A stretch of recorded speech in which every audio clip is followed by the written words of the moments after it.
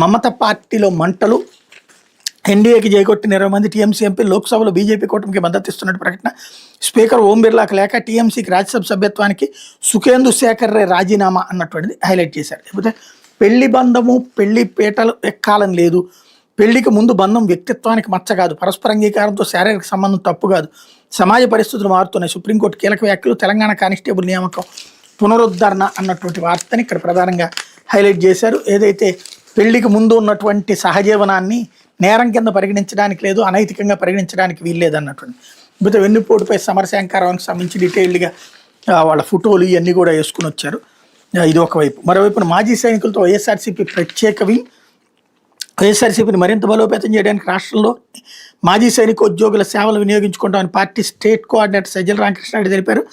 రాష్ట్రంలోని వివిధ జిల్లాల నుంచి వచ్చిన మాజీ సైనికోద్యోగులతో పార్టీ కేంద్ర కార్యాలయంలో ఆయన సోమవారం సమావేశం నిర్వహించి పలు అంశాలపై విస్తృతంగా చర్చించారన్నటువంటిది హైలైట్ చేశారు. లేకపోతే 3వ రోజు లభించిన చిన్నారి జ్ఞానేశ్వరి ఆచూకీ.